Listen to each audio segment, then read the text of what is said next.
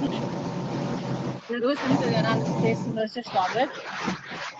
या प्रवचन मालिकेचे आजचे शेवटचे पुष्प श्री चरणी अर्पण करण्यास आपण सारे जमले आहोत. एक आनंदाची बातमी आहे बरं का.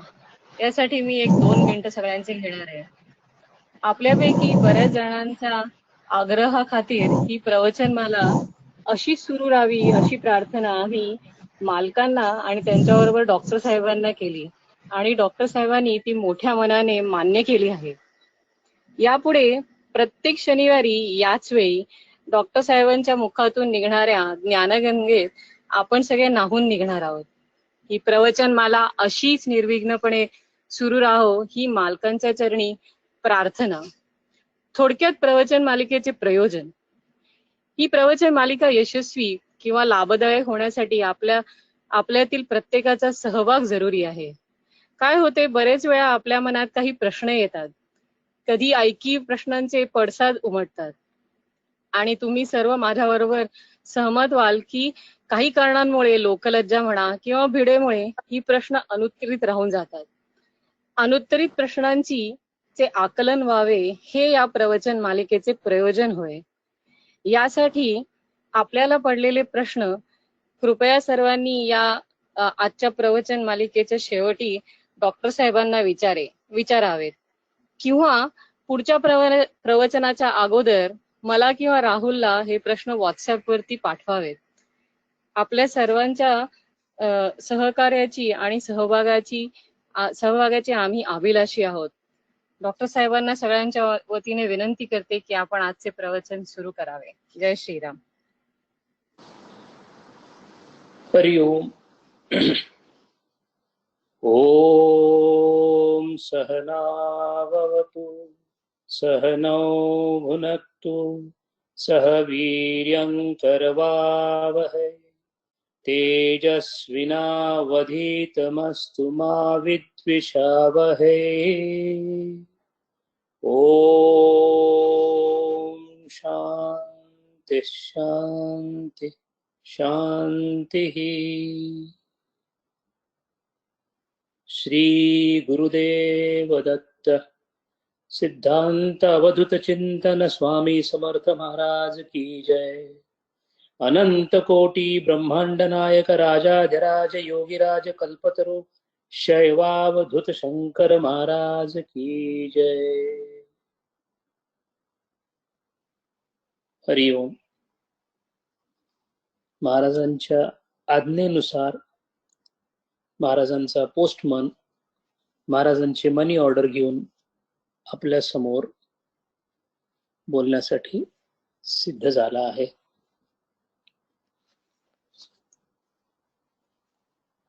गेल्या 2 प्रवचनांमध्ये आपण महाराज आणि महाराजांची स्थिती याबद्दल थोडस पाहण्याचा प्रयत्न केला. आज महाराजांच्या मुखातून जे शब्द बाहेर पडले त्या शब्दांचा अर्थ लावण्याचा प्रयत्न आज आपण करूया. विषय शंकर महाराज वचन असा आहे. सगळेच बोलतात, मीही बोलतो, आपणही बोलता, महाराज सुद्धा बोलले. बोलण्यामधला फरक का आणि कसा आहे हे थोडस बघायला हरकत नाही.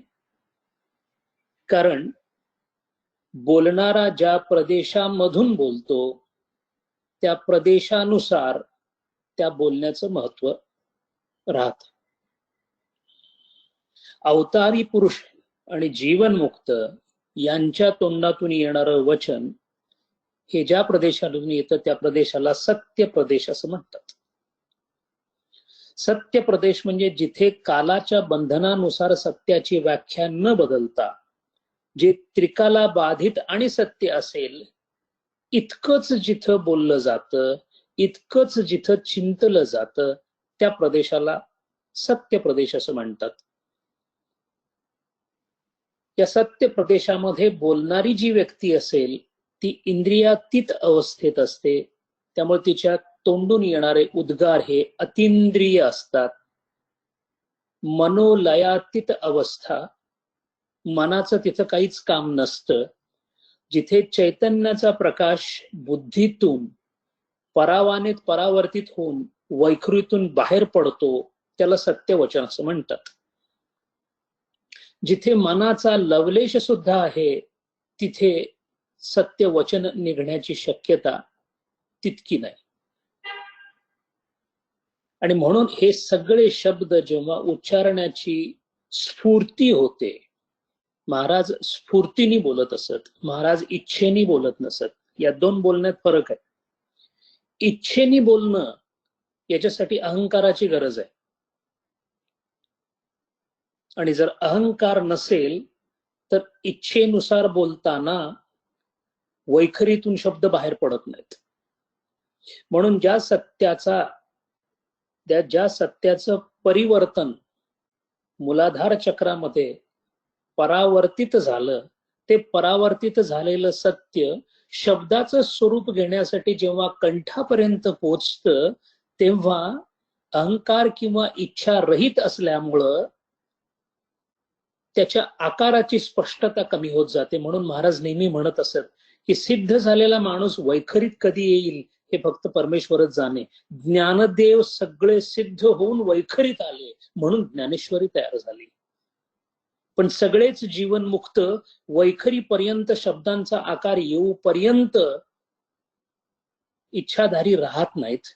त्यापूर्वीच त्यांची अवस्था चैतन्यमय झाल्यामुळं शब्दांना आकार येत नाही. एवढ्या एकाच कारणामुळे महाराजांची वैखरी शुद्ध नव्हती. म्हणून ते म्हणायचे मला वैखरी नाही बाळ, मला बोलता येत नाही, माझे बोल बोबडे नाहीत. शब्दांना माझा अर्थ पेलण्याची ताकद वैखरीपर्यंत नेता येत नाही. म्हणून मला माझं बोललेलं कोणाच्या तरी विशुद्ध मनातून पुढे घ्यायला लागतं. आणि म्हणून महाराजांनी असं विशुद्ध मनाचं एक वाहन निवडलं ज्या ताईसाहेब होत्या. म्हणून त्यांच्या मुखातून आलेली ज्ञानेश्वरी परत कधी आली नाही. कारण महाराजांच्या विनंतीला मान देऊन ज्ञानदेव स्वतः माईसाहेबांच्या कंठात आरूढ होऊन ज्ञानेश्वरी सांगत असत. त्या शब्दांना इतकं महत्व आहे की केवळ शब्द हेच ब्रह्माची अनुभूती आणून देऊ शकतात. म्हणून तर आपल्याकडे शब्दांना आणि त्याच्या नादाला नाद ब्रह्म असं म्हटलेलं आहे. ऐ उन रूल रुक ए ओच ए औच हयवरट लन यमंग नम जबंग धडधश जबगड धश खप छट छट तव कप यशस सरहल. एवढे शब्द फक्त एका समोर शिवाचं ध्यान करत असताना पनिनी महाराजांना दिसले आणि त्यातून माहेश्वर आणि सूत्राणी नावाचं आता सांगितलेलं सूत्र तयार झालं. त्याच्यावर संपूर्ण संस्कृत भाषेचा डोलारा उभा राहिला. अशी भाषा जी इंद्रियातीत अनुभव सांगण्यासाठी सुद्धा सक्षम आहे. बाकी कोणत्याही भाषेला तो बाज नाही, ती ताकद नाही. अशी अख्खी संस्कृत भाषा केवळ शिवाच्या डमरूमधून येणाऱ्या आवाजांनी पनिनी महाराजांना दिसली. याला म्हणतात ब्रह्माचं दर्शन होणे, नादातून ब्रह्म. आणि म्हणून महाराजांच्या वैखरीतून, महाराजांच्या बोलण्यातून जे जे काही पुढं आलं ते सत्य प्रदेशातून आलेलं सत्यवचन तर आहेच, पण त्यातल्या प्रत्येक शब्दाला हिऱ्याचं मूल्य आहे. म्हणून शब्दाला शक्ती आहे असं म्हणतात. शब्द शक्ती स्वरूप आहे असं समजलं जातं. म्हणूनच तर आपल्याकडे शब्दाला शब्द मानलं जात नाही, शब्दाला शक्ती मानली जाते. आणि ही शक्ती 3 प्रकारची आहे. एक अभिधा शक्ती आहे, एक लक्षणा शक्ती आहे आणि एक व्यंजना शक्ती आहे. अभिधा शक्ती म्हणजे वाच्यार्थ. अरे भडव्या असा शब्द महाराजांनी उच्चारल्याबरोबर आपल्या मनामध्ये सगळ्यात पहिल्यांदा कोणीतरी चूक केलेला, मूर्खपणा केलेला, नालायकी केलेला असं समोर येतं. बरं आपल्या याला वाच्यार्थ म्हणतात. शब्दाचा जसाच्या तसा अर्थ, प्राथमिक अर्थ किंवा वाच्यार्थ. पण भडव्या म्हणण्यामागे महाराज शिवी कशी देतील? या शिवी मागे काहीतरी असलं पाहिजे. याचा अर्थ जे त्या शब्दात दिसलं त्याच्या परे काहीतरी त्याच्यामध्ये आहे, अशा अर्थाला लक्षणा किंवा लक्षणार्थ म्हणतात. शुद्ध लक्षणा, गौणी लक्षणा वगैरे त्याचे बरेच प्रकार आहेत. तो महत्वाचा मुद्दा नाहीये.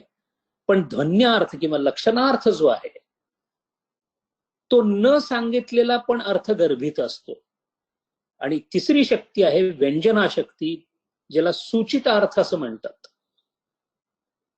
इंडिकेशन इम्प्लिकेशन अँड इंटेन्शन असे 3 अर्थ आहेत. इंडिकेशन म्हणजे अभिधा, इम्प्लिकेशन म्हणजे लक्षणा आणि इंटेन्शन म्हणजे व्यंजना.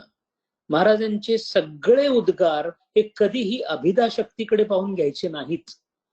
वाच्यार्थाने महाराजांचा कोणताही उपदेश जर आपण बघायला गेलो तर कुठेही आपण पोहोचणार नाही.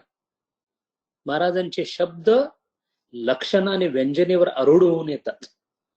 म्हणून कान असले पाहिजेत, महाराजांचे शब्द ऐकण्याचे कान असले पाहिजेत. तसा कान विकसित व्हावा अशी महाराजांच्या चरणी नेहमी प्रार्थना करावी.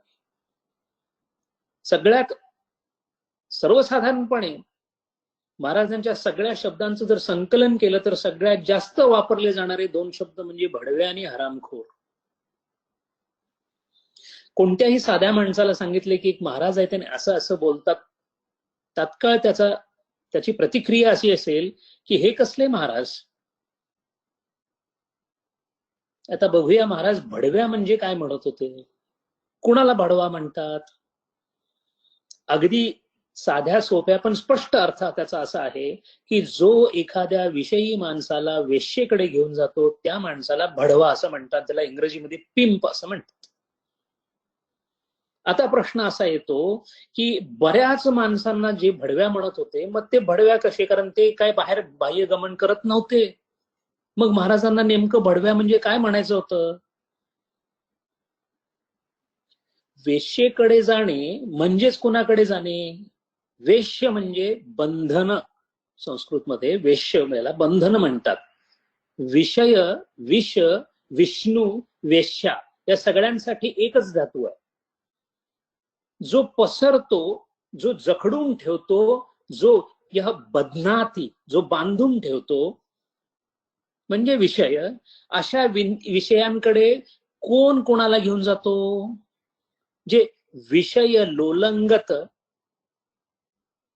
व्यभिचारी मन आहे ते मन इंद्रियांना विषयाकडे घेऊन जात. मग आता सांगा भडवेगिरी कुणी केली. विषय लोलंगत मनाने केली. कोणत्या वेश्येकडे घेऊन गेला. विषयांकडे घेऊन गेला. कोणाला. इंद्रियांना. आणि अशीच सगळे समोर दिसत असल्यामुळे बघितल्या बघितल्या महाराज म्हणत असेल भडवा. एक दूषण म्हणून बोलत नव्हते, भूषण म्हणून तर निश्चितच बोलत नव्हते, सूचना म्हणून बोलत होते. एक महाराजांचा भडवा हा शब्द जर व्यवस्थित विचार केला तर माणूस सन्मार्गावर लागू शकतो. माझं मन माझ्या इंद्रियांना विषयांकडे घेऊन जाणार नाही याची साधना जेव्हा माझी पूर्ण होईल त्यावेळेला महाराज आपल्याला भडव्या म्हणायचं बंद करतील. पण भडव्या म्हणायचं बंद झालं म्हणून हरामखोर म्हणायचं बंद होईल हे सांगता येत नाही. आता प्रश्न असा येतो हरामखोर म्हणजे काय. हराम हा अरेबिक शब्द आहे. हराम आणि हलाल असे 2 शब्द आहेत ते. आणि हराम ही शिवी नाही अरेबिकमध्ये. मराठीमध्ये ती शिवी या अर्थाने वापरली जाते. खरं म्हणजे त्याचा सरळ सरळ अर्थ असा आहे की जो निषिद्ध कर्म करतो त्याला हराम असं म्हणतात किंवा हरामी असं म्हणतात. आणि जो विधी लिखित करतो, जो वेद विहित करतो त्या कर्माला हलाल असं म्हणतात. आपल्याकडे कर्माचे विधिवत आणि निषिद्ध असे 2 प्रकार आहेत. विधिवत कर्मामध्ये काम्य कर्म, नित्य कर्म, नैमित्तिक कर्म आणि प्रायश्चित कर्म असे 4 विभाग आहेत. यापैकी जो निषिद्ध कर्म आणि काम्य कर्म करतो म्हणजे हे दोन्ही कर्म माणसाच्या आत्म्याच्या विकासाला कारणीभूत न ठरणारी असल्यामुळं, त्याच्या आत्म्याप्रत पोहोचण्याच्या प्रवासामध्ये बाधा असल्यामुळं या कर्मांना हराम कर्म असं म्हणतात. आणि ज्यांना केवळ या निषिद्ध कर्म करण्याची आवड लागलेली आहे, जे सप्त विकारांनी त्रस्त आहेत, जे यश, कीर्ती, सत्ता, संपत्ती, प्रतिष्ठा याच्या मागे लागलेले आहेत, अशा लोकांना महाराज हरामखोर म्हणतील, नाही तर काय म्हणतील. म्हणून भडव्या आणि हरामखोर हे 2 महाराजांचे शब्द महाराजांना अभिप्रेत असलेल्या अर्थाने जर साधकांनी घेतले तर केवळ 2 शब्द वेदांच्या तुलनेत जाऊन बसू शकतात. गती देणारे, साधनेला सुरू करणारे, साधनेला प्रदीप्त ठेवणारे, साधनेचा स्फुल्लिंग सतत चितवत ठेवणारे, असे हे 2 शब्द आहेत. फक्त बघण्याची दृष्टी हवी. महाराजांच्याकडे पहिल्यांदा जे भेटीला आले, अगदी प्रधानांपासून सगळे, धनेश्वर सुद्धा याला अपवाद नाहीत. पाहिल्या महाराजांचं स्वरूप, बावळ स्वरूप, अष्टावक्र माणूस समोर बघितल्यानंतर एक मनामध्ये 1 सेकंदासाठी का होईना आढी निर्माण होत होती. प्रश्न असा आहे की महाराज अष्टावक्र होते, याच्यातून काय दर्शवतं? कारण एक अष्टावक्र अगोदर पण होऊन गेला, ज्याने अष्टावक्र गीता लिहिली. त्याच्यानंतर झालेला हा अष्टावक्र आहे. अष्टावक्र असं सरळ साध्या, कारण ज्यांच्याकडे प्रकृती 5 भूत पाणी भरत होती, त्याच्याकडून सुंदरसं शरीर घ्यायला काय अवघड होतं? वक्र म्हणजे प्रतिगामी. आपल्याकडे ज्योतिषी लोक म्हणतात तुमचे ग्रह वक्र झालेत. वक्र म्हणजे प्रतिगामी. प्रतिगामी म्हणजे काय? प्रतिगमन म्हणजे काय? गमन म्हणजे जाणे, प्रतिगमन म्हणजे उलट जाणे. उलट कोण जातं?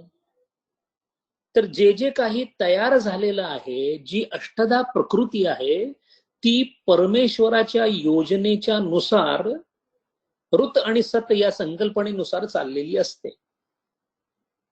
तेव्हा या सगळ्यांचं चलनवलन जे आहे, जे गमन आहे, ते प्रतिगमन होणार नाही याची खात्री ज्या ईश्वराने घेतलेली असते. अष्टधा प्रकृतीस्य वक्राकार गतिछेदनात साधूकरणात, सरळ करायचं, साधूकरणात यस्य कार्य सह अष्टावक्र.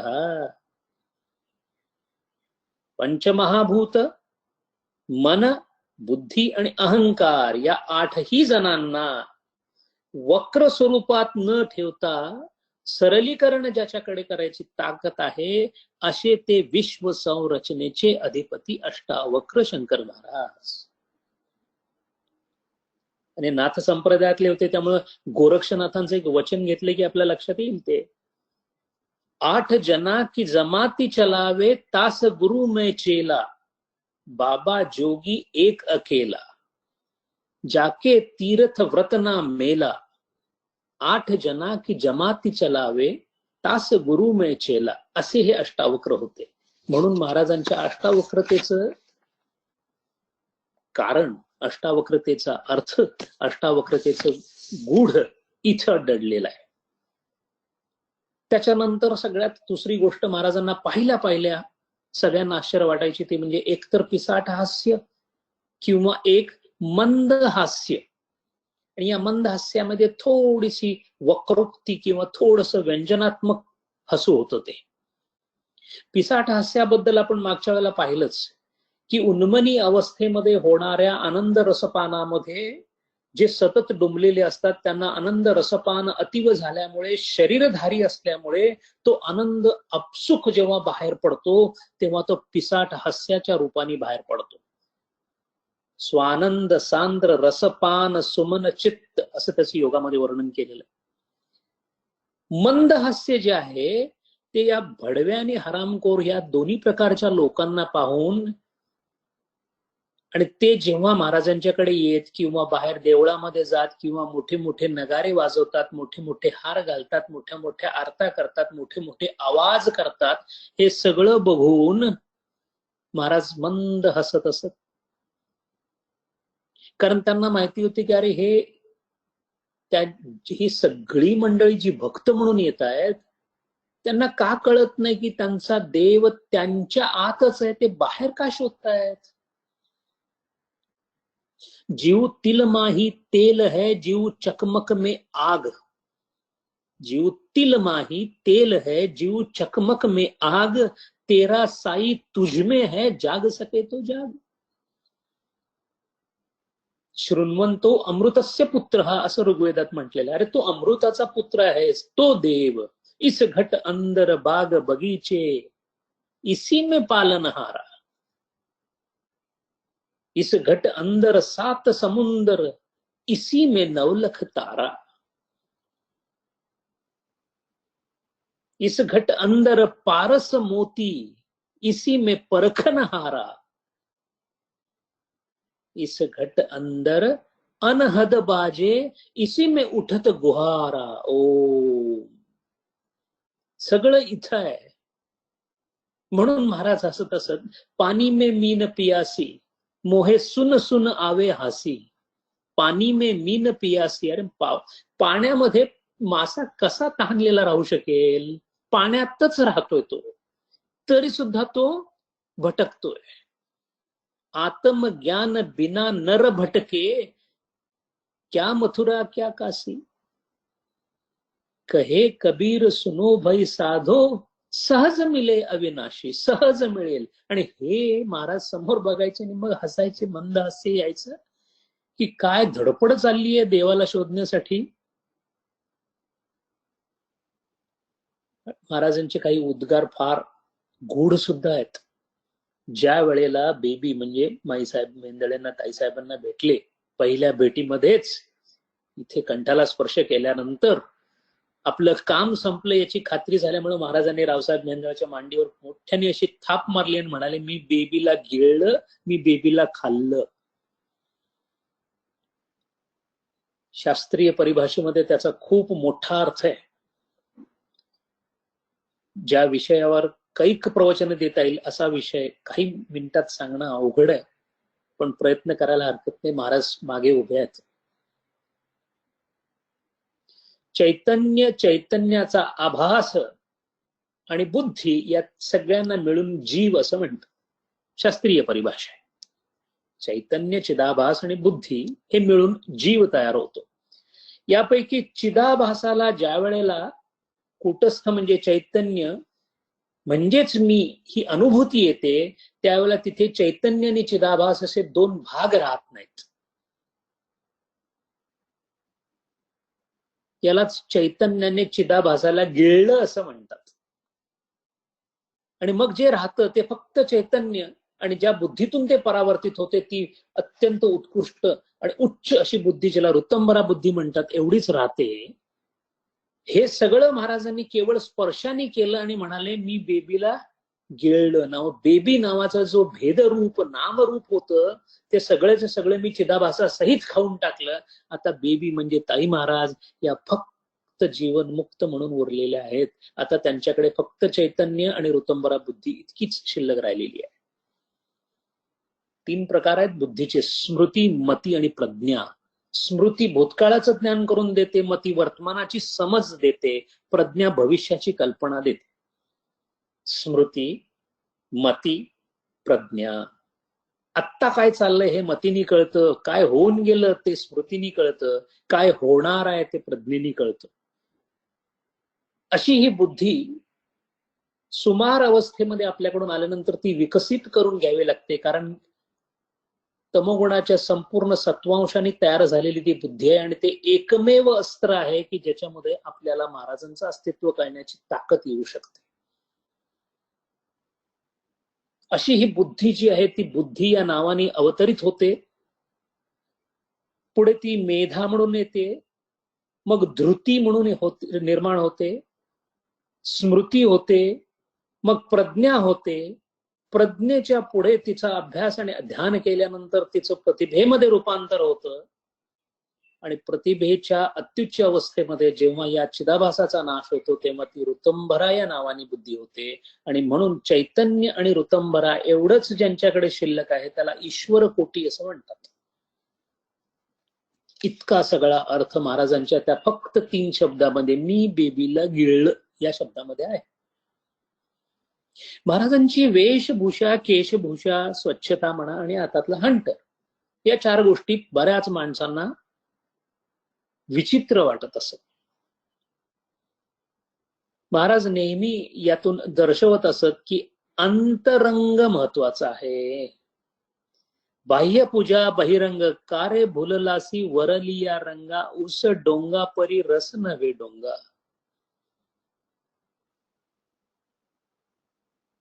सचेल स्वच्छ स्नान आणि सुचिता असावी. कशासाठी? आपल्या मनातला सत्वभाव उदयाला यावा, परमेश्वराची प्रार्थना व्यवस्थित व्हावी, इथपर्यंत त्याचं महत्व आहे. पण केवळ आणि केवळ मी स्नान केलं म्हणून मला परमेश्वर भेटेल अशी ज्यांची समजूत असते, माझं सोवळं आहे, मी ओवळ्यात नाही, असं म्हणणारे काही लोक आहेत. नाते धोते रब मिले तो मिले मचिया डुडुयानू. बुल्लेशाह म्हणतो की अंघोळ करून जर मिळणार असेल देव, तर मग बेडूक आणि मासा यांना मिळायला हरकत नाहीये. जंगल फिरे रब मिले तो मिले गाई या बचियानो. जंगलात जाऊन जर देव मिळणार असेल तर मग गायी जंगलातच असतात आणि बकरी जंगलात असते. पोथी पडपड रब मिले तो मिले ब्राह्मणा ज्योतिषानो. ब्राह्मण आणि जोशी ग्रंथ वाचतात त्या सगळ्यांनाच मिळतो परमेश्वर असं नाही. किताबा पढे रब मिले तो मिले मुल्ला काझियानू. मुल्ला आणि काझी लोकांना कुराण वाचल्याबरोबर अल्लाची प्राप्ती नाही होत.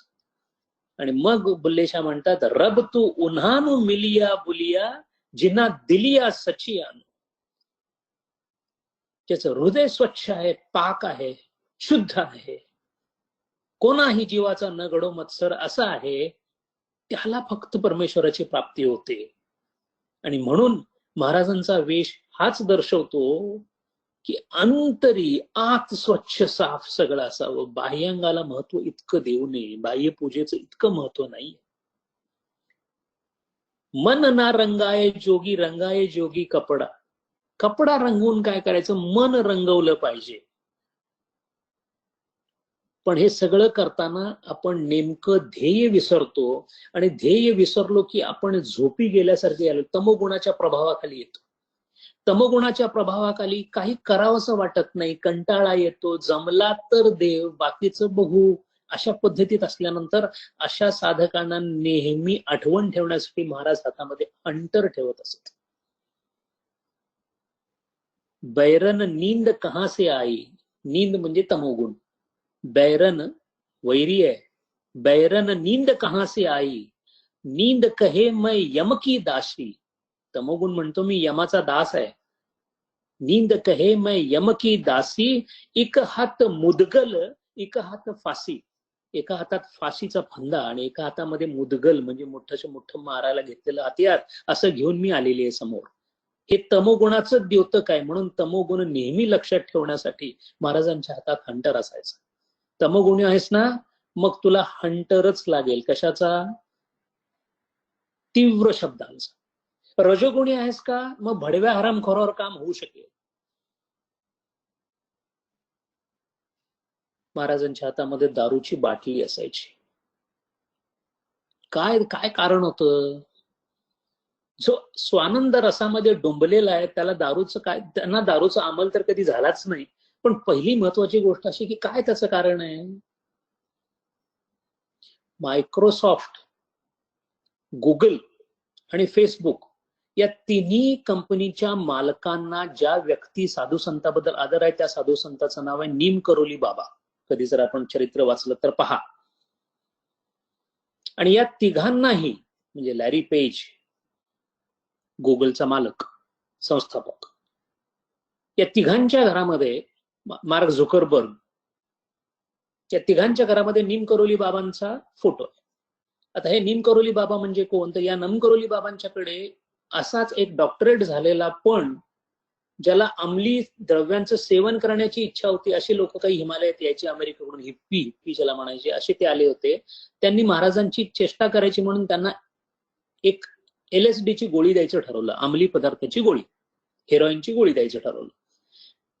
म्हणून त्यांनी महाराजांना म्हटलं, महाराज तुम्हाला आवडेल काही खायला? म्हणून समोर हात पुढे केला, हात पूर्ण त्या गोळ्यांनी भरला होता. त्यांना असं वाटलं की महाराज एक गोळी घेतील, खातील आणि तिथले तिथे आडवे पडतील, म्हणजे सगळ्यांना कळेल की किती बंधू महाराज आहे.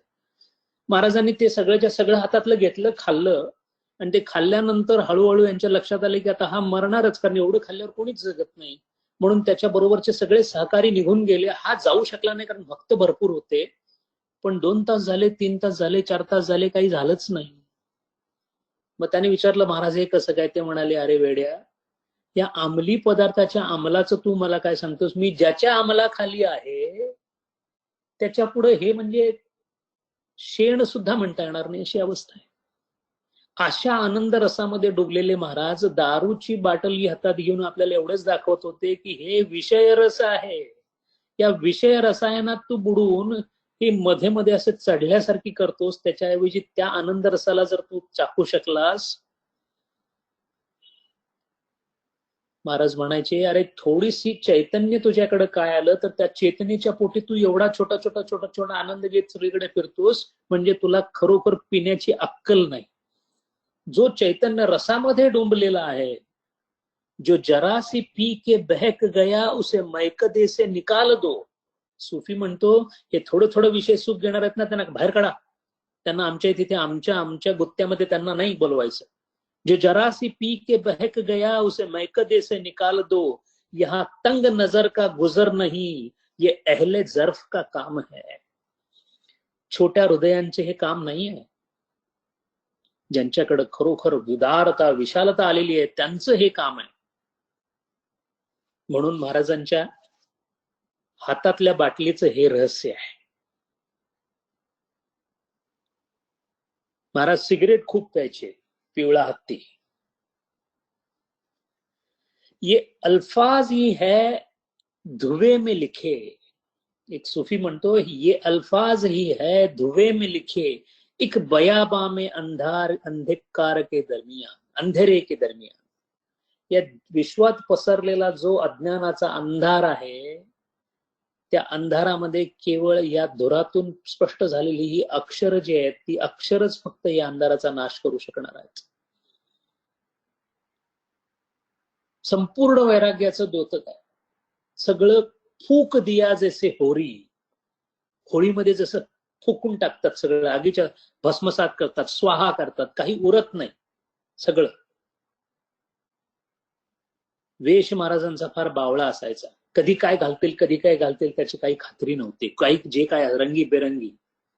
मणिबेन आशरच्या घरी जेव्हा घडले त्यावेळेला महाराजांच्या ह्याच्यामध्ये फुलाचा शर्ट, तो डोक्यावर काऊबाई टोपी, डोळ्याला गॉगल, असे महाराज तिथं पोहोचले. त्याचं कारण असं होतं की महाराजांनी वेश घालायचं ज्या स्थितीत होते त्याच स्थितीमध्ये महाराजांना वेशच नसतो. कारण सगळ्यांच्या शरीरामध्ये ज्याचं अस्तित्व आहे त्याला स्वतःचा असा एक वेश नसतो. हम खुदी के बाहर है अब इश्क कफनी पहनकर. प्रेमाचा कपडा घालून बाहेर पडलो. हम खुदी के बाहर है इश्क कफनी पहनकर, हर रंग में चोला रंगा, दीदार अपना हो गया. आता मला स्वतःचं दर्शन झालेलं आहे, आता कुठले कपडे काय. म्हणून महाराज पिल्यासारखं दाखवून संपूर्णपणे शुद्धीवर होते. आपण न पिता सुद्धा बेहोश आहे. कारण विषयानंदात जो बुडला तो बेहोश झाला, आणि जो देवाच्या परमेश्वराच्या मस्तीमध्ये डुंबला, आनंदाचे डोही आनंद तरंग अशी ज्याची अवस्था झाली, तो मात्र खराखोरा मस्त आहे. कोई गुनाह होश से बढ़कर गुनाह नहीं. या जगाचं अस्तित्व जाणवणे हा सगळ्यात मोठा गुन्हा आहे. कोई गुनाह होश से बढ़कर गुनाह नहीं, जो बेहोश हो गया वो बडा होशियार था, असं सूफी म्हणतो. आणि म्हणून महाराजांचं सौंदर्य खूप कमी लोकांना कळालं, धनेश्वरांना कळालं. लाखों सूरज चंद्रमा कुर्बान है मेरे हुस्न पर, अद्भुत छवि को देख कर कहने से मैं शर्मा गया. अशी अवस्था, अशा रूपामध्ये महाराज खूप कमी लोकांना दिसले. म्हणून ज्यांना महाराजांची आवड आहे आणि आपल्या कोणी मित्राला बरोबर घेतलं आणि तो जर म्हणाले की हे काय कोणाच्या नादाला लागल्यास, काय हे असले कसले महाराज अमुक तमुक, तर अजिबात त्याच्याशी वाद करायचा नाही. त्याचं कारण असं आहे की महाराज कसे आहेत हे पाहण्यासाठी दृष्टी आणि कान लागतो, आणि तो दृष्टी आणि कान गतजन्मीच्या अनंत पुण्याई नंतरच येतं. महाराजांचं नाव जिभेवर यायला पुण्याई लागते, तेव्हा दर्शनाला तर आणखी पुण्याई लागते. तेव्हा या उपर जर समजा एखाद्या ग्रस्ताला आपण घेऊन आलो आणि तो म्हणाला की नाही नाही महाराज असले मला पटत नाहीत वगैरे, अजिबात वाद करण्याची गरज नाही. त्याचं कारण असं आहे की लैला मजनू मधला मजनू, त्याचं नाव कैस, त्यालाही सगळे लोक येऊन सांगायची की अरे मजनू तुला कळत कसं नाही, ती लैला काळी आहे. मजनू ने ते आशिक केंदे ए मजनू तेरी लैला काली. सगळे लोक सांगायचे अरे मजनू ती लैला काळी आहे. आणि त्यानं काय उत्तर दिलं, दित्ता जवाब मजनू ने हट तेरी आंख न देखन वाली. मला जी लैला दिसते ती तुला दिसत नाही, तसं महाराज जे मला दिसतात ते तुम्हाला दिसणार नाहीत. कारण त्याला श्रद्धा लागते, त्याला पुण्याई लागते, त्याला सत्वगुणाचा परिपोष लागतो. महाराज म्हणायचे, बाबा हो, आता मी ज्या अवस्थेत आहे तिथून कैक वर्ष खाली यायला मला मागतो, पण येऊ शकत नाही, बोलू शकत नाही, बोलावे तर शब्द नाहीत. ही तुरी अवस्था आहे. मला सांगा, या पूर्ण विश्वामध्ये जर मी एकटाच असेल तर कोणाशी बोलू? अब दिखता कोई नहीं दुनिया में मुझको मेरे सिवा, हर दूरी का पर्दा उठा दीदार अपना हो गया. बोलायला गेलो की हरी, बोलायला गेलो की विठ्ठल, विचार करायला गेलो की विष्णू, ऐकायला गेलो की नारायण. अशी अवस्था आहे ती. जब दिल में हरी देखिया गावन को कछु नाही, कबीरा जब हम गावते तब जाना कछु नाही. केवळ आणि केवळ आपल्यावर उपकार करण्यासाठी अत्यंत निषिद्ध असं शरीर धारण करून सुद्धा आपल्या केवळ कल्याणासाठी ते तिथून अवतरित झाले. स्वतःची अत्युच्चानंदाची अवस्था सोडून कोण खाली येईल? आणि येण्याचं कारण काय असेल? ज्याला काहीच इच्छा नाही, जो निरीच्छ आहे, तो केवळ केवळ कल्याणासाठी खाली येतो. तिथे ते एकटे असतात, कोणाशी बोलावं लागत नाही, कारण एकच असतो तिथे. मैका में थी मैं अकेली, अब फिरती हूं मारी मारी, खाक पडो इस ब्याहने पर, अच्छी ती मैं कवारी. अमीर खुसरो म्हणतो, बरं होतं मी एकटा होतो तिथे, एकटी होतो, हे लग्न झालं माझं, प्रकृतीशी माझं लग्न झालं, आणि तेव्हापासून हे सगळं सुरू झालं. मला बोलावं लागलं, मला खाली यावं लागलं. आणि म्हणून त्या अवस्थेतून खाली येणं भयंकर अवघड असतं. आपल्याला परमेश्वराच्या अवस्थेत जाणं अत्यंत दुरापास्त असतं, परमेश्वराला आपल्या अवस्थेत येणं तितकंच दुरापास्त असतं. आलंबन लागतं, आलंबनाशिवाय येत नाही, आणि आलंबन सुद्धा ठेवणं फार अवघड जातं. क्षणाक्षणाला समाधी लागते. रामकृष्ण परमहंस सहज समाधीमध्ये जात असत. मी भोळ्यांचा दास आहे आणि गुंड पुंडांचा गुरु आहे, मी सात्विक पण अहंकारी लोकांचा टीप कागद आहे, असं महाराजांचं वाक्य आहे. मी गुंड पुंडांचा गुरु आहे म्हणजे काय? तामसिक जे आहेत, तमस ज्यांच्यामध्ये पूर्ण भरलेला आहे, त्यांचा मी गुरु आहे, कारण माझ्या हातात हंटर आहे. तामसींना ठोकून आणि रजोगुणवाल्यांना बोलून भोळ्यांचा मी दास आहे. गुणप्रवृत्तीप्रमाणे महाराजांचे उपदेश आहेत. तमसामध्ये आहे, महाराजांच्या हातातलं हंटरच लागेल. नाही, मी रजोगुणामध्ये आहे, कधी कधी साधना करतो, कधी या विश्वात रमतो, कधी खोटं बोलतो, कधी खोटं बोललं याचं वाईट वाटतं, इकडेही आहे तिकडे आहे, द्विधा मनस्थितीत आहे. मन असं इच्छा करतं की मला खरोखरच परमेश्वराची प्रार्थना करायची आहे, पण मला मन दुसरीकडे खेचतं, अशा अवस्थेमध्ये आहे. रजोगुणात्मक आहे, हालचाली थांबत नाहीत, बाह्यपूजा थांबत नाहीत, सारख्या तीर्थक्षेत्रांना भेटी चालू आहेत, 4 लोकांच्या मध्ये जाऊन सांगायचं की मी खूप आता भक्त झालो, असं सगळं असलं की मग मी भोळ्यांचा दास आहे, राजस. आणि जर कोणी सात्विक असेल तर सात्विकतेला सगळ्यात मोठा दुर्गुण जो लागतो तो म्हणजे अहंकार.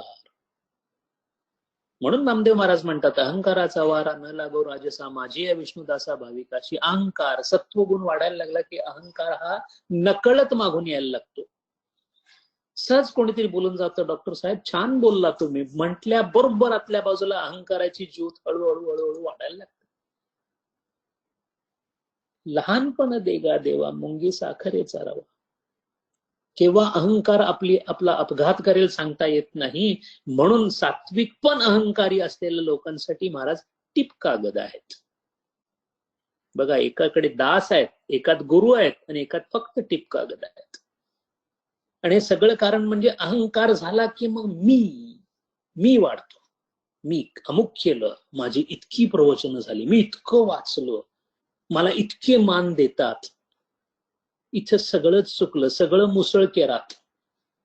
मैं यूं होता तो क्या होता, मैं यूं होता तो क्या होता, डुबोया मुझको मेरे होने ने, मैं कुछ भी नहीं होता तो क्या होता, असं सुफी म्हणतो. थोडस काहीतरी पैसे, धन, संपत्ती, वित्त, अमुक तमुक आल्याबरोबर आपल्या मुलाचा पहिला नंबर जरी आला तरी बाकी सगळं तुच्छ वाटायला लागतं. खूप सगळं आपल्याकडे असावं अशी इच्छा असते. खूप गाड्या, खूप घरं, खूप बंगले, खूप प्लॉट, खूप फ्लॅट, सोनं नाणं, यश, कीर्ती, सत्ता, संपत्ती, प्रतिष्ठा, यातलं काही ना काही सारखं येऊन मागे लागलेलं असतं. दश मस्तक जारे 20 भुजा है, बहुपुत्र परिवारा, रावणाचं वर्णन आहे. दश मस्तक जारे 20 भुजा है, बहुपुत्र परिवारा, ऐसे ऐसे लोग गरद में मिल गए, लंकापति परिवारा, यौवन धन पावना दिनचारा. यौवन धन 4 दिवसांचं आहे. इंद्रियानाम जरयंती तेज, हा कठोपनिषद.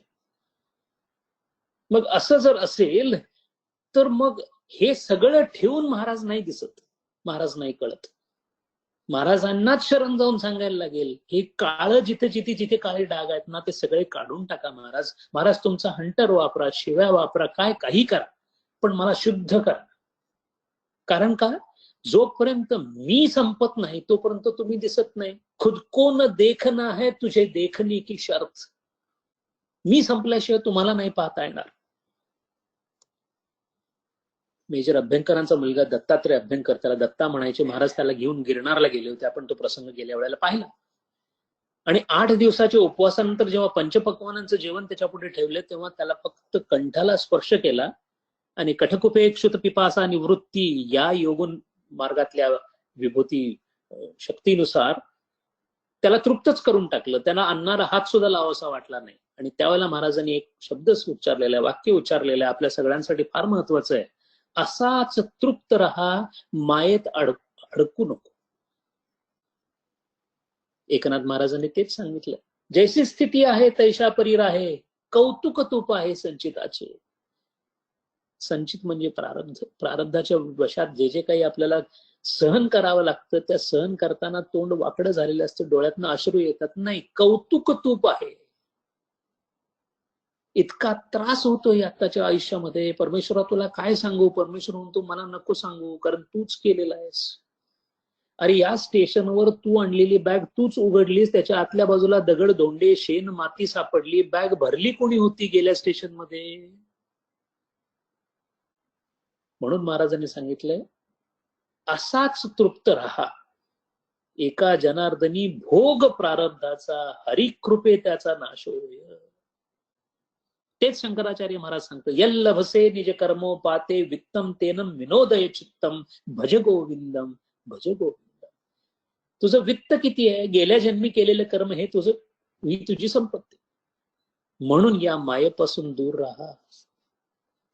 या मायेत अडकलास की संपलास. माया महा ठगिनी हम जानी. महा ठगिनी आहे माया. कबीर महाराज म्हणतात, महाराज मायेच्या जवळ जाऊ नको. महाराज तेच म्हणतात, मायेत अडकू नको. त्रिगुण फासे लिये कर डोले, बोले मधुरी बानी. 3 गुणाची फाशी घेऊन बसलेली आहे माया. त्रिगुण फासे लिये कर बैठे, बोले मधुरी बानी, माया महा ठगिनी हम जानी. काहू के हिरा होय बैठी, काहू के कवडी कानी. कोणाच्या घरात हिरा आहे तर कोणाच्या घरात कवडी पण नाहीये. माया महा ठगिनी हम जानी. आणि म्हणून ह्या मायेच्या पोटी असणारे जे 3 गुण आहेत, ज्याला त्रिगुण म्हणतो, या त्रिगुणाच्या आधारावर हे सगळं चाललेलं आहे. तेव्हा तू हे लक्षात ठेव आणि मायेत अडकू नकोस. नामदेव महाराज तेच म्हणतात, सगळीकडे त्रिगुणांचाच प्रताप आहे. आणि या त्रिगुणांच्या मागे कोण आहे, ती काळी कुट्ट माया आहे. रात्र काळी घागर काळी, यमुना जळी हो काळी हो माय. रात्र काळी आहे, घागर हे शरीर पंचमहाभौतिक अष्टधा प्रकृती जी मिळालेली आहे ती पण काळीच आहे घागर. आणि या घागरीत काय करायचंय, कालाच्या ओघामध्ये जाणारा जो भवतरंग आहे यमुना जळ, तेही काळच आहे, तेही त्रिगुणात्मकच आहे. रात्र काळी घागर काळी, यमुना जळे ही काळी हो माय. बुंथ काळी, बुंथ नावाचा कपडा होता त्या काळामध्ये जो डोक्यावरून बायका घालत असत. बुंथ म्हणजे अविद्या, ती पण नष्ट होणारी आहे, ती पण त्यातलीच आहे. बुंथ काळी बिलवर काळी, बिलवर तर सोन्याचं असते, पिवळं असते, काळं कसं ते दिसतंय सोन्याचं, ते रक्षणात्मक दिसतंय, पण आहे मायाच. अहो पण बिलवर जर काळा असेल तर मग गळ्यात माझ्या मोती आहेत, त्याचं काय करायचं? गळा मोती एका वळी काळी हो माय. म्हणजे इतकं माया तत्व आहे सगळीकडे. नामदेव महाराज म्हणतात, अरे हो, त्याच्या पुढचं ऐक. मी काळी म्हणजे माझं स्थूल शरीर जे आहे तेही मायाच आहे. काचोळी काळी, माझं जे सूक्ष्म शरीर आहे तेही मायाच आहे. कास कासली ते काळी हो माय, सगळ्यात आतल्या बाजूला असणारं जे वस्त्र आहे कोणतं? कारण शरीर अविद्यामय, ते सुद्धा माया स्वरूपच आहे. आणि म्हणून तुला सांगतो, एकली पाण्याला नव जाय साजनी. केवळ प्रकृतीला घेऊन फिरू नको सगळीकडे. लक्ष ठेव, या प्रकृतीच्या बरोबर कोण पाहिजे आणि कोण आहे त्याच्यात नेहमी ध्यान लाव, त्याला ध्यानात ठेवून सगळं कर. सवे पाठवा मूर्ती सावळी हो माय. तो जो क्षेत्रज्ञ आहे त्याला घेऊनच क्षेत्रामध्ये वावर, मग पुरुषोत्तमाकडे तू पोहोचू शकतेस. असा तो 15वा पुरुषोत्तम अध्याय आहे. म्हणून महाराज म्हणत, मायेत अडकू नको. असेच हजरत बाबाजान म्हणून एक सुफी संतिनी होत्या. महाराजांची त्यांची दृष्ट भेट व्हायची, बोलायचे काहीच नाही, त्यांना बोलावं लागत नाही. त्या हजरत बाबाजांनी मृत्यू समय सांगितलं, तो मैं अभी दुकान बंद कर रही हूं, मेरे माल का कोई ग्राहक नहीं है. जसे गोंदवलेकर महाराज म्हणायचे, केशर विकायला बसले आणि सगळे तंबाखूचे गिरायक आहेत. म्हणून कधीही महाराजांच्याकडे जाऊन भौतिक सुख मागू नका. महाराजांच्याकडे भौतिक सुख मागणं म्हणजे हिऱ्याच्या व्यापाऱ्याकडे जाऊन थोडी काच मिळेल का हो असं विचारल्यासारखं आहे. पहिली गोष्ट म्हणजे काही मागूच नाही. मांगन मरण समान है, मत मांगियो भीख. मांगन से मरण भला, यही सद्गुरु की सीख. मागायचं नाही. काय मागायचं? आणि तुम्हाला काय मागायचं हे त्याला कळणार नाही असा परमेश्वर आहे की ज्याला सांगावं लागतं? तरी सुद्धा मूर्खपणा करून आम्ही जातोच. त्याला 1 किलो पेढे असं सांगून येतो. त्याच्या वित्तामधलं वित्त माझ्याकडे आलेलं असून सुद्धा मी त्याला त्याच्यासाठी खर्च केला असं सांगून मग मी तिथे 100 माणसांचं भोजन पण घालतो. अरे घालणारा कोण? खाणारा कोण? देणारा कोण? देनहार तो वो है देत से दिन रैन. दिन रैन ही इज गिविंग. सतत देणारा तो आहे. म्हणून कोणतीही इच्छा असू नये. जर कुठली इच्छा करायचीच झाली महाराजांच्या पुढे तर ती इच्छा सूफी धर्मात सांगितल्याप्रमाणे असावी. ये तमन्ना है की आजादे तमन्ना राहू. देवा माझी इच्छा अशी आहे की मी इच्छा विरहित व्हावं. त्याला परावैराग्य म्हणतात. माझी इच्छा अशी आहे की मी इच्छा विरहित व्हावं. वेळ खूप कमी आहे. महाराजांनी जीवनाचं तत्वज्ञान सांगितलंय, पण आपल्या जीवनाची अवस्था अशी आहे की महाराजांनी सांगितलेलं जीवनाचं तत्वज्ञान ऐकायला आपल्याला सवड काढून 1 तास काढावा लागतो. याला वेळेचा उपद्व्याप असं म्हणतात.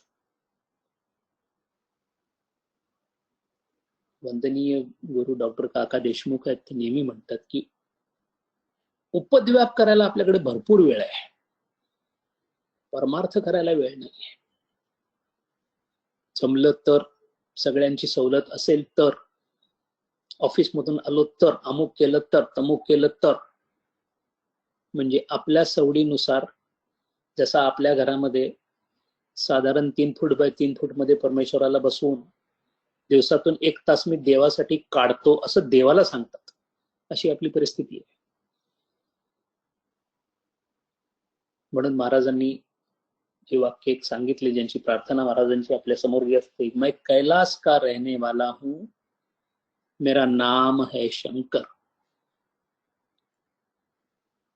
पहिली गोष्ट म्हणजे महाराज म्हणाले मैं कैलाश का. मैं म्हणजे कोण? मैं म्हणजे महाराज स्वतःला म्हणत होते असं ज्यांना वाटतं त्यांना या मंत्राचा अर्थ सुरुवातीपासूनच कळाला नाही. मैं म्हणजे शुद्ध, बुद्ध, नित्य ब्रह्म. कारण महाराज ब्रह्मीभूत होते, ब्रह्मविद वरिष्ठ होते. जेव्हा ते मय म्हणतात तेव्हा मय म्हणजे महाराजांची ती 4-5 फुटांची किंवा 6 फुटाची किंवा 5.5 फुटाची ती मूर्ती नव्हे. महाराज म्हणजे ब्रह्म. मैं कैलाश का रहने वाला. कैल म्हणजे आनंद.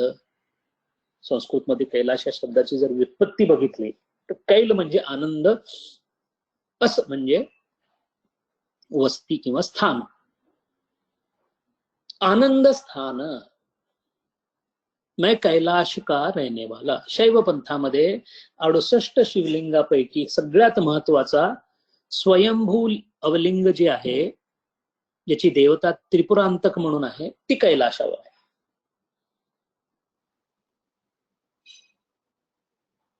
अशा या कैलाशावर मैं कैलाश में रहने वाला हूं, मेरा नाम है शंकर. नाम म्हणजे काय?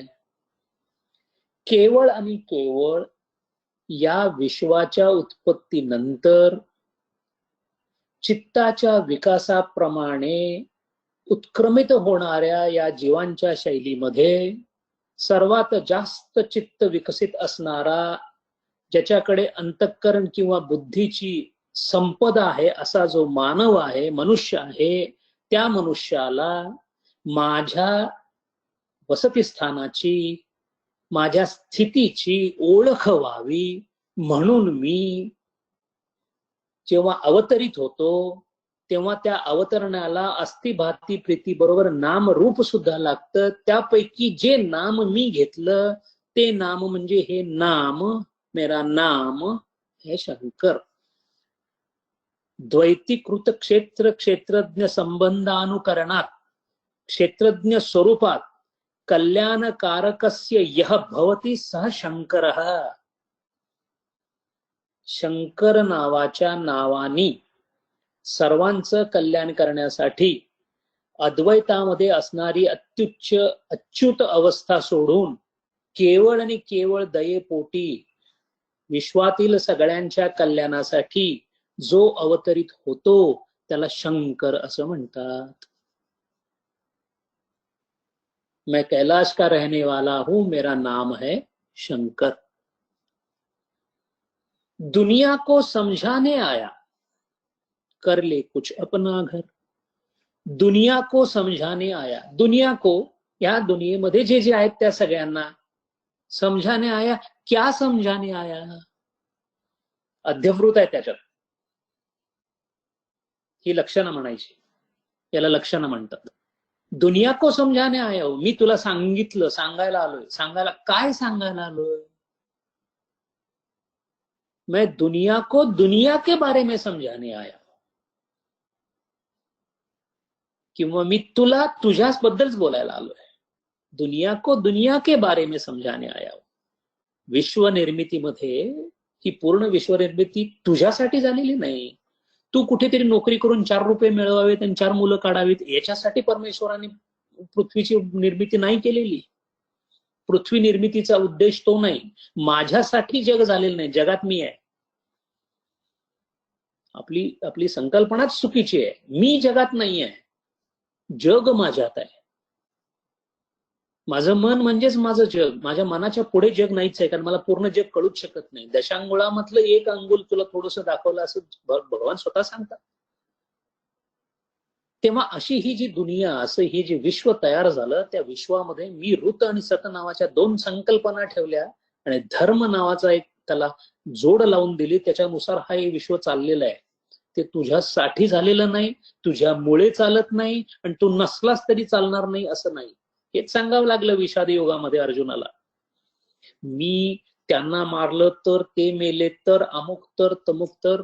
भगवान म्हटले राजा असं काही नाही रे, हे सगळंच मी अगोदर केलेलं आहे. नाही पटत ना, मग बघ विश्वरूप दर्शन. दिसला का तुला इथे सगळे अडकलेले माझ्या दातांमध्ये? अख्खं कौरव सैन्य आज जाताना दिसते का तुला? आणि तू सुद्धा चाललायस हे दिसते का? अर्जुन भांबावला, पण महाराज अजून युद्ध झालेलं नाही. अगोदर झालेलं आहे. निमित्त मात्र भव सव्य साचेन. तू फक्त निमित्त हो, तस्मात युद्धस्व. तुला स्वतःची बुद्धी लावायची काही गरज नाही.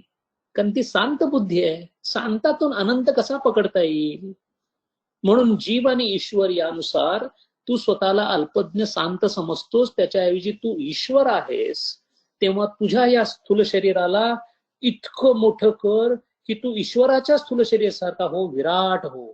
तुझ्या सूक्ष्म शरीराला इतकं मोठं कर की तू ईश्वराच्या त्या सूक्ष्म शरीरासारखा हिरण्यगर्भ हो. आणि तू स्वतःच्या कारण शरीराला इतकं मोठं कर की तू स्वतः ईश्वर हो. हे सगळं सांगण्यासाठी मी आलोय. याला दुनिया को समझना, दुनिया को समझाने आया असं म्हणतात. विचार तरी कर ना, सब जाओ गुल कहां से आए है, अब्र क्या चीज है, हवा क्या चीज है. विचार तरी कर ही हवा कोण आणतं, हे ही वनस्पती कोण केलं. सब जाओ गुल कहां से आए, हे फूल कुठून येतं, कोणी आणलं, का आणलं, हे लालच का, हे गुलाबीच का, गुलाबी गुलाब गुलाबीच का. विचार कर थोडासा. आणि मीच सगळीकडे आहे असं असून सुद्धा तुझा किती गोंधळ, किती आवाज चाललेला आहे. जबकि तुझ बिन नहीं कोई मौजूद, ये हंगामा ए खुदा क्या है. काय चाललंय हे. मी अमुक झालो, मेयर झालो, निवडणुका लागल्या, बाप झालो, मुलगा झालो, आई झालो, हे झालं, दुःखी झालो, सुखी झालो. काय किती भेद, काय चाललंय. त्यात आणखीन भर म्हणून स्वतःची भर टाकलीस तू. जातपात, मी ब्राह्मण, मी क्षत्रिय, मी वैश्य, मी शूद्र, मी दलित, मी अमुक, मी तमुक. तू ब्राह्मणी का जाया तो और द्वार क्यों नहीं आया. चिडून म्हणतात कबीर महाराज. अरे तू जर ब्राह्मण असशील तर मग बाकी सगळे जिथून जन्माला येतात त्याच्याऐवजी तू दुसरीकडून का जन्माला आला नाहीस. मनुष्य निर्मित भेद आणि ईश्वर निर्मित भेद न समजणे, हे सगळं समजावण्यासाठी मी इथं आलेलो आहे. कर ले कुछ अपना घर. कर ले कुछ अपना घर म्हणजे महाराजांनी फ्लॅट बनवायला सांगितलं आणि अपार्टमेंट घ्या म्हणून सांगितलेलं नाही. कारण हे जे अपार्टमेंट आपण बनवलेलं आहे ना, कंकड़ चुनी चुनी महल बनाया, कहने को घर तेरा, ना घर तेरा ना घर मेरा, चिडिया रैन बसेरा. एक दोन पिढ्या गेल्या की तिथं चिमणे कावळे आणि उंदरीन बसणार आहेत. कर ले कुछ अपना घर म्हणजे तुला स्वतःला काहीतरी एखादा पत्ता मिळाला पाहिजे. कुठला पत्ता, कुठलं घर बांध. बिन घरामध्ये जो वस्ती करतो, ज्याला वस्ती करण्यासाठी घर लागत नाही, ते घर शोध तू. अचल अच्युत्व, अचल अच्युत अस्तित्व घर. जिथं तो अच्युत आनंद राहतो, जिथं तो माधव राहतो, जिथं तो कृष्ण राहतो, जिथं ते भगवान श्रीराम राहतात, ते घर. त्या घराला भिंती नाहीत, ज्या घराला मर्यादा नाही, उपाधी नावाची मर्यादा नसणार ते जे घर आहे, ते घर करले कुछ अपना घर. म्हणून एक सूफी म्हणतो परमेश्वराला की परमेश्वर तुझं बरं आहे, तुझ्याकडे घरच नाही आणि आम्हाला घर देऊन किती त्रास दिलास तू. हमको यहाँ दर दर फिराया यार ने, ला मकामे घर बनाया यार ने. ला मकामे मीन्स विदाउट डेस्टिनेशन. घर बांधलं पण जागा नाही. नसलेल्या जागेवर घर बांधलं असं कसं काय. कारण तो सर्वत्र असला तर त्याचं सगळंच घर आहे. हमको यहाँ दर दर फिराया यार ने, ला मकामे घर बनाया यार ने. आप अपने देखने के वास्ते हमको सुली पर चढाया यार ने. हे देवा, हे या मनुष्य जन्मात येऊन मी सुळीवर चढल्यासारखं झालेलं आहे. आणि त्याच वेळा महाराज संदेश असा देतात, कुछ अपना घर कर ले, करूंगा नहीं, मैं नहीं करूंगा, कर ले. यत्न, यत मन स्वतःवर करायचंय ते. महाराज फक्त बोट दाखवणार आहेत. गुरु की करनी गुरु जाएगा, चेले की करनी चेला, उड़ जाएगा हंस अकेला, जग दर्शन का मेला. फक्त महाराज बोट दाखवतील, त्या बोटाला फक्त आधार घ्यायचा आहे. चालण्याचं काम आपण स्वतः करायचं आहे.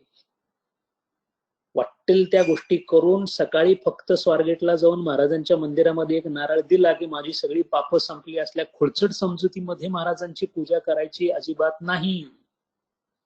महाराज स्पष्ट म्हणतात, कर ले अपना घर, खुद का काम खुद को करना होगा, मैं समझाने आया हूं. मी सांगतो तुला, तुला आहे ना शंका आहे, कळत नाहीये काय करायचं, तेवढं मी सांगतो. तुझ्या अभ्यासासाठी लागणारा प्रकाश जो आहे तो मी देतो, वाचायचं काम तू करायचंय, परीक्षा द्यायचं काम तू करायचंय. मी परीक्षा देणार नाही, कारण माझं सगळंच झालं, सिलेबसच माझा आहे. अशा पद्धतीने आपल्याला दिलेल्या वेळामध्ये जेवढं जमलं तेवढं आपण महाराजांचं वचन पाहिलं. खूप पाहण्यासारखं आहे, किंबहुना जन्म हा हे पाहण्यासाठीच आलेला आहे. हे मध्यंतरी ज्या सगळ्या गोष्टी झालेल्या आहेत त्या सो कॉल्ड मानवी विकास जो झालेला आहे, त्यामुळे आपण परमेश्वराच्या प्रार्थनेपासून, याचनेपासून, चिंतनापासून दूर गेलो. आणि म्हणून मग आता त्या सगळ्या फापट पसाऱ्यामध्ये असा एखादा तास काढून महाराजांचं वचन पाहूया असं म्हणून आपण बसतो. मग ते एका तासामध्ये कसं संपणार आहे? पण आज्ञा महाराजांची आहे, शब्द महाराजांचे, बोल महाराजांचे, पोहोचवणं महाराजांचं काम. म्हणून आता इथे महाराजांच्या वचनांबद्दल मी माझ्या वाणीला विराम देतो, महाराजांची आज्ञा समजून. आणि एक दोन प्रश्न गेल्या आठवड्यामध्ये आले होते, ते आपण फक्त हलके बघू. ते सुद्धा प्रश्न खूप मोठे आहेत, त्याच्यावर सुद्धा काही प्रवचन होऊ शकतील. त्यातला एक प्रश्न महत्वाचा असा आहे की देवाला शरण जाणे म्हणजे काय, शरणागती म्हणजे काय? महाराजांना शरण जाणे, माऊलीला शरण जाणे म्हणजे काय? शरणाची व्याख्या सगळ्यात उत्तम ज्ञानदेवांनी केलेली आहे. तिथे शरणाची व्याख्या संपते. शरणागत म्हणजे काय? आपुलेनी भेदे विन, आपुलेनी भेदे विन जो जाणीजे माझे एकपण, तया नाव शरण येणे गा. माझं अस्तित्व जरी राहिलं ना तरी मी अजून शरण आलेलो नाही. शरणागत किंवा प्रपत्ती असा दुसरा शब्द आहे त्याचा, जो स्वतःचं अस्तित्व टिकवून शरण येण्याचा प्रयत्न करतो, ती निकृष्ट दर्जाची शरणागती आहे. सुरुवात तिथूनच होते. पण उत्कृष्ट शरणागती म्हणजे मेरा मुझमें कुछ नहीं जो कछु है तेरा, तेरा तुझको सौंप दूं क्या लागे है मेरा. माझ्याकडे काहीच नाहीये. परमेश्वराच्या अस्तित्वाची इतकी ओढ लागलेली असते की दिसत काहीच नाही. तुकाराम महाराजांची अवस्था अशी झाली होती, बोलावा विठ्ठल, करावा विठ्ठल, जे काय असेल ते नुसतं विठ्ठलच दिसत होता. स्वामी विवेकानंदांना जेव्हा ब्रह्मज्ञान झालं तेव्हा जेवता येत नव्हतं, कारण जेवायला गेलं की ब्रह्म दिसायचं. आई विचारायची, अरे काय तुझं लक्ष नाहीये, किती पोळ्या खाल्ल्या, कधी खाल्ल्याच नाहीत, रस्त्यावर गेले चालता येईना, समोरून घोडागाडी अंगावर येते कळेना. ही अवस्था, याला शरणागती म्हणतात. शरणागतीच्या बाबतीत आपल्याकडे भक्ती संप्रदाय, वारकरी संप्रदाय आणि कृष्ण आणि विष्णू, वैष्णव आणि कृष्ण संप्रदाय यांनी खूप मोठं काम केलेलं आहे. शरणागतांच्या बद्दल सगळ्यात जास्त कार्य श्री संप्रदाय, श्री रामानुजाचार्य यांच्याकडे झालेलं आहे.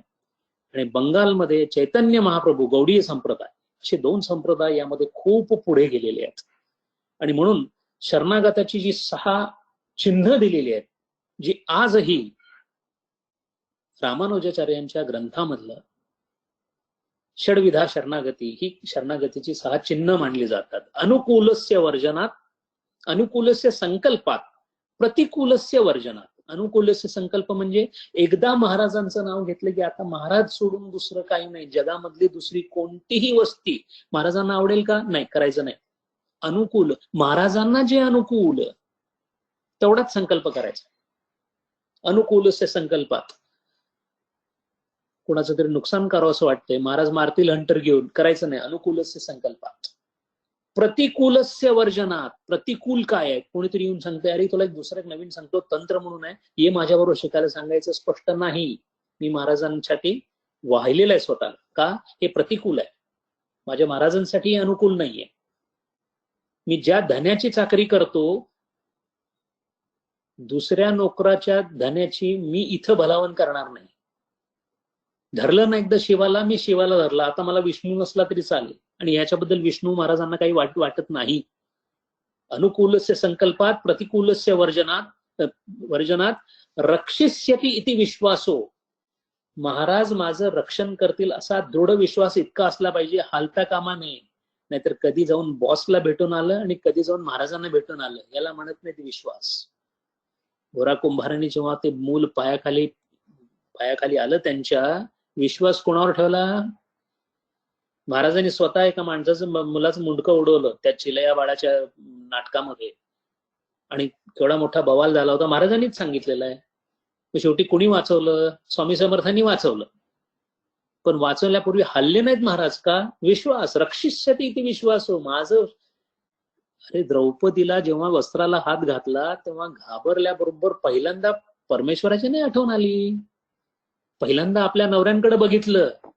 ते सगळे निरुत्साही होऊन जेव्हा बसले होते, अर्जुन पुढे येईना, भीम पुढे येईना, मग कृष्णाची आठवण झाली.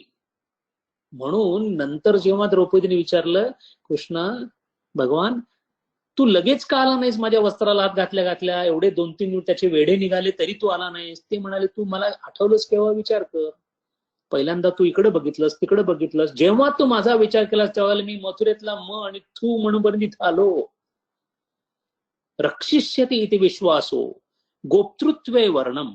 गोप्तृत्वे वर्णम म्हणजे माझा सगळा उदरनिर्वाह करणारा तो आहे, याची खात्री असावी.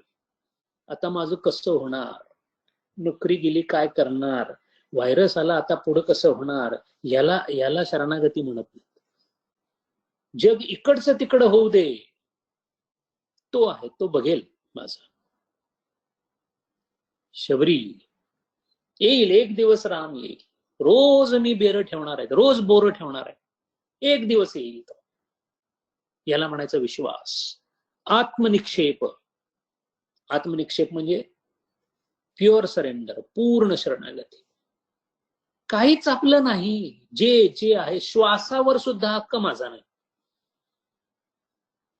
आणि सगळ्यात शेवटी आहे कार्पण्य भाव. कार्पण्य भाव म्हणजे स्वतःला इतकं कमी लेखायचं, कृपण इतकं कमी लेखायचं की आपलं अस्तित्वच संपलं पाहिजे. त्याला कार्पण्य भाव म्हणतात. गिद्ध से निषिद्ध होऊन, गिधाडापेक्षा सुद्धा खालच्या जातीचं हो असं स्वतःला समजायचं. वागायचं नाही, समजायचं. गिद्ध से निषिद्ध हूं मैं अजाती हूं अजामिल सो, गज से 100 गुना ही कहो जो घिन में गिनाओगे. हत्तीपेक्षा 100 पटीने मी घाणेरडा आहे असं समजायचं.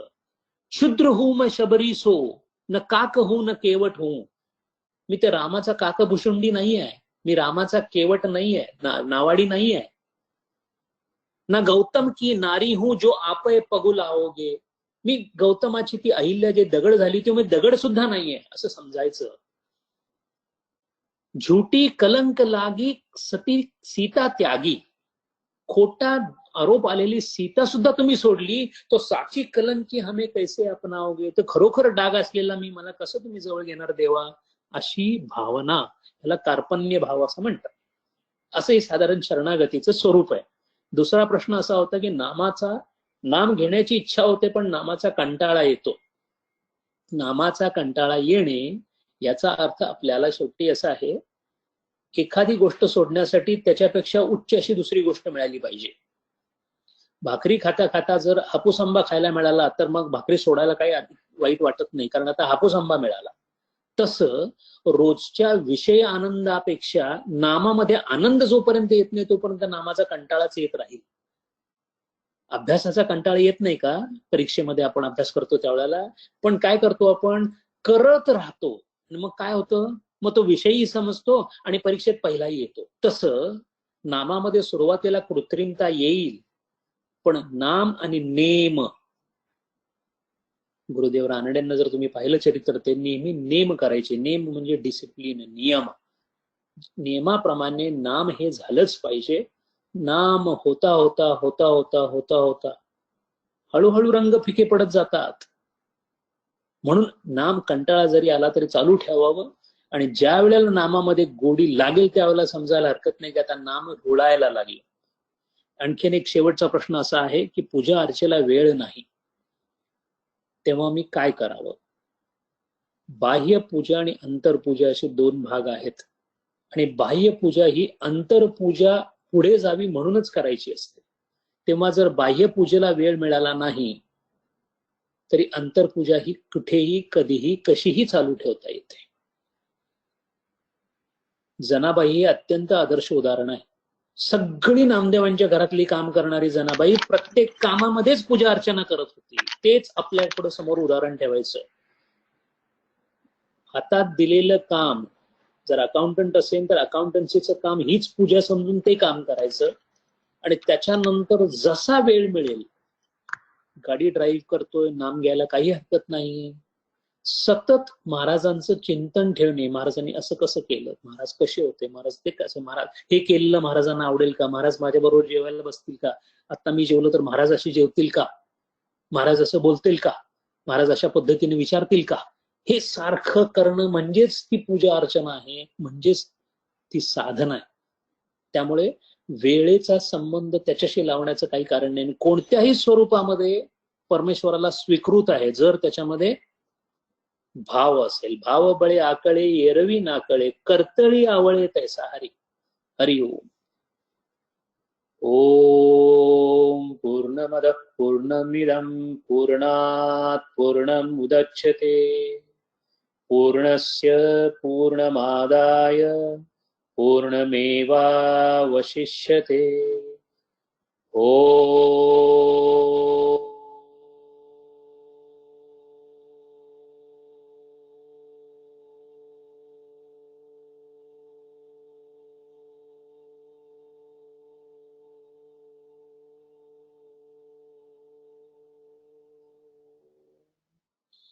शांति शांति शांति. हरि ओम. श्री गुरुभ्यो नमः. हरि ओम.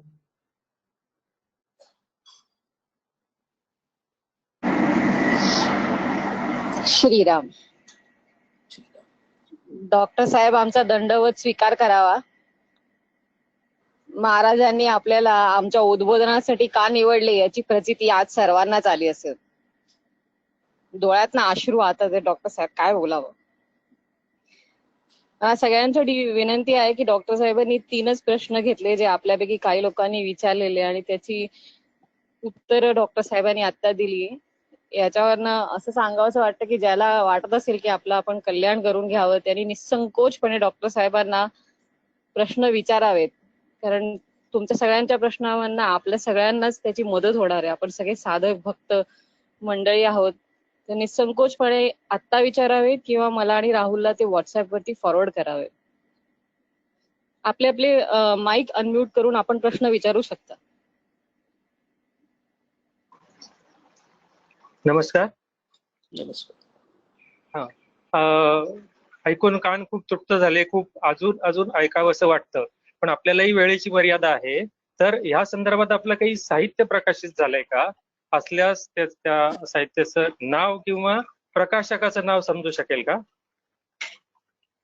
अरे, माझं साहित्य वगैरे काही प्रकाशित झालेलं नाहीये. माझा धंदा जो आहे तो मी भाट आहे आणि मी भाट असल्यामुळे महाराजांची जी काही साहित्य आहे तेच साहित्य फक्त मी सांगतो किंवा मी भाट म्हणून ते गातो एवढंच. माझं स्वतःच असं काही साहित्य नाही. जे आहे सगळं महाराजांचंच आहे. पण कसं आहे की आमचा तेवढा भाव नाही, तर ते वाचून आम्हाला जेवढं कळत नाही तेवढं तुमच्या सांगण्यामुळे ते आतमध्ये कुठेतरी जातं.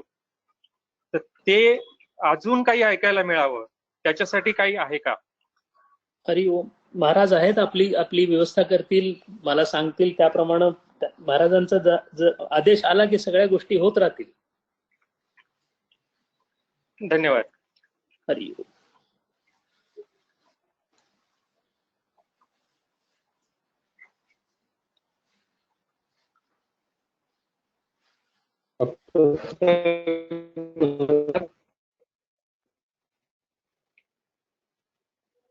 आवाज स्पष्ट ऐकू येत नाही. डॉक्टर साहेब नमस्कार. नमस्कार. नमस्कार.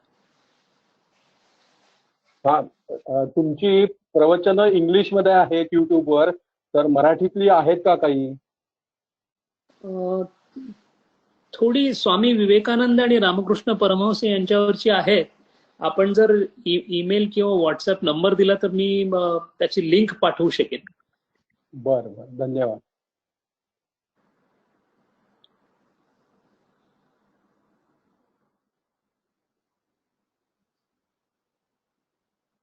नमस्कार.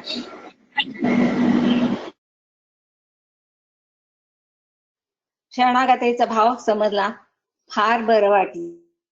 हरिओम.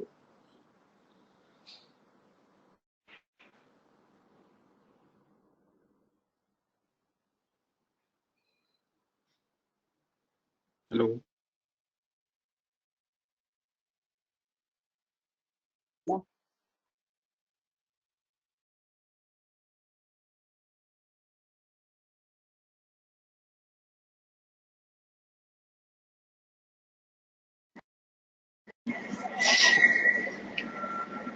श्रीराम. प्रवचनाच्या सुरुवातीला आपण जाहीर केले आहे. कोणाला प्रश्न आहे का? सॉरी, कोणीतरी अनम्यूट केला होता.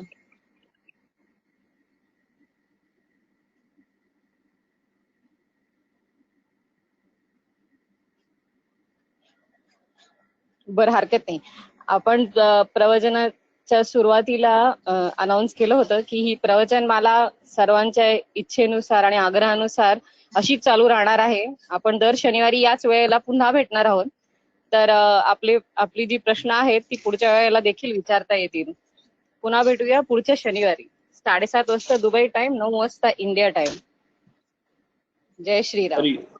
जय श्रीराम. हरिओम. जय श्रीराम. हरिओम.